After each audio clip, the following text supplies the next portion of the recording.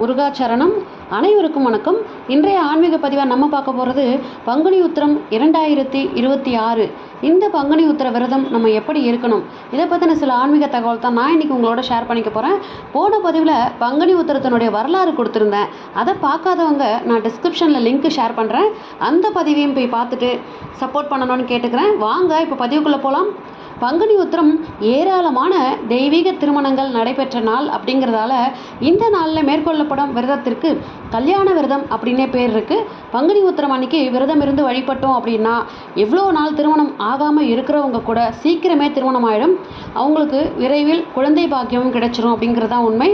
அதோட பங்குனி உத்திரம் அன்னைக்கு முருகனை மனசார வேண்டி விரதம் இருந்து வேண்டுதல்கள் வச்சோம் அப்படின்னா அந்த வேண்டுதல்கள் நிறைவேறும் அப்படிங்கிற நம்பிக்கையும் இருக்குது. இதனால் பலரும் பங்குனி உத்திர நாளில் விரதம் இருந்து பால்குடம் எடுத்து சுவாமிக்கு தன்னுடைய வேண்டுதலை நிறைவேற்றுறது வழக்கம். பங்குனி உத்திரம் அன்னைக்கு விரதம் எப்படி இருக்கணும், இந்த நாளில் விரதம் இருந்தால் என்ன பலன் கிடைக்கும் அப்படிங்கிறத பார்த்துடலாம். முருகப்பெருமானுக்குரிய மிகவும் சிறப்பான விரதங்களில் ஒன்று தான் இந்த பங்குனி உத்திர விரதம். பங்குனி மாதத்தில் வரும் பௌர்ணமி திதியும் உத்திர நட்சத்திரமும் இணையிற நாளைத்தான் பங்குனி உத்திரம் அப்படின்னு சொல்கிறோம். இந்த தமிழ் மாதங்களில் 12வது மாதமான பங்குனி மாதமும் நட்சத்திரங்களில் 12வது நட்சத்திரமான உத்திர நட்சத்திரமும் கூடும் நாளைத்தான் 12 திருக்கரங்களால் பக்தர்களை காக்கும் தமிழ் கடவுளாம் திரு முருகப்பெருமானுக்குரிய சிறப்புக்குரிய நாளாக நம்ம சொல்கிறோம்.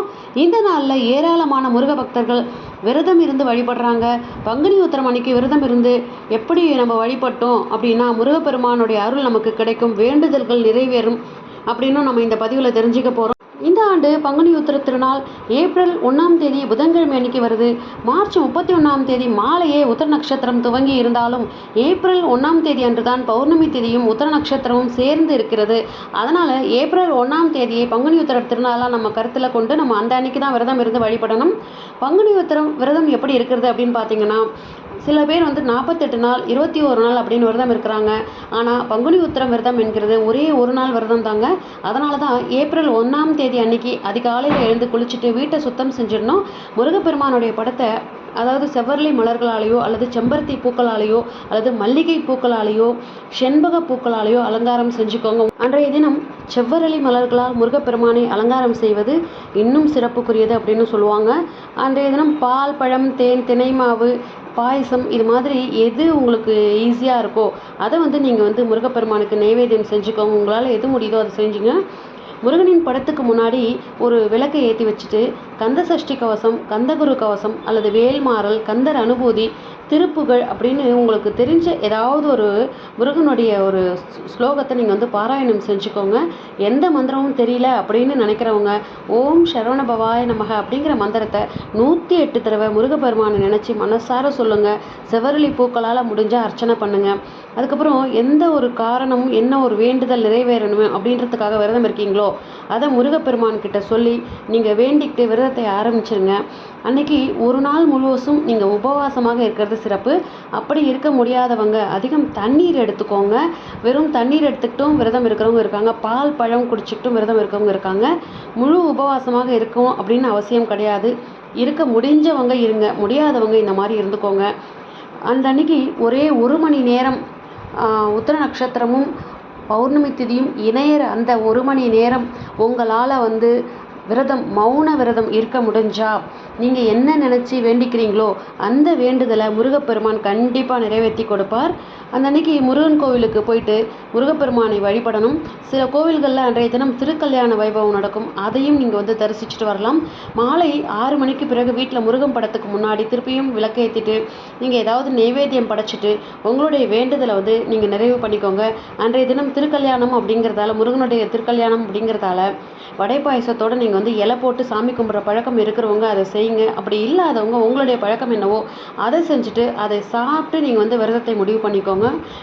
அதுக்கப்புறம் முருகனுக்கு தூப தீப ஆராதனை எல்லாம் காமிச்சிட்டு முருகனுக்கு படைச்ச பிரசாதத்தை சாப்பிட்டுட்டு நீங்கள் விரதத்தை நிறைவு பண்ணிக்கலாம். முடிஞ்சால் மறுபடியும் மாலை நேரத்தில் கோவிலுக்கு போயிட்டு அங்கே தர பிரசாதத்தையும் சாப்பிட்டுக்கலாம். இந்த முறையில் வந்து முருகப்பெருமானுக்கு நீங்கள் பங்குனி உத்திரத்தில் வேண்டிக்கிட்டு விரதம் இருந்தீங்க அப்படின்னா கண்டிப்பாக அடுத்த பங்குனி உத்திரத்துக்குள்ள உங்களுடைய வேண்டுதல் நிச்சயம் நிறைவேறும் அப்படிங்கிறது தான் நிதர்சனமான உண்மை.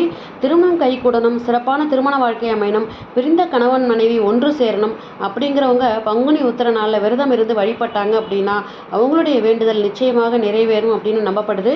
இன்னொன்று என்னென்னா, இந்த வருடம் திருமணமானவர்கள், புதிதாக திருமணமானவர்கள் 2 பேரும் சேர்ந்து இந்த பங்குனி உத்திரத்துக்கு ஒரு நாள் விரதத்தை இருந்து அவங்க முருகப்பெருமான் கிட்ட வேண்டுதல் வச்சு அடுத்த ஆண்டுக்குள்ள நீயே எங்களுக்கு குழந்தையா வந்து பிறக்கணும் முருகப்பெருமானே அப்படின்னு வேண்டிக்கிட்டாங்க அப்படின்னா அந்த வேண்டுதலும் நிச்சயமாக நிறைவேறும்.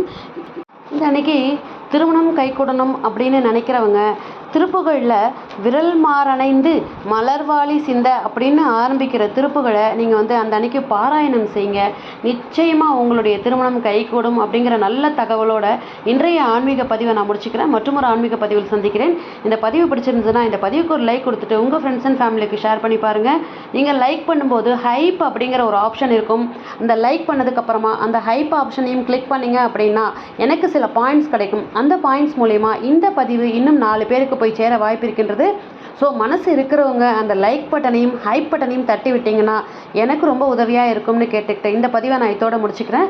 மீண்டும் அடுத்த பதிவில் சந்திக்கிறேன். நன்றி, வணக்கம். வெற்றிவேல் முருகனுக்கு அரோகரா.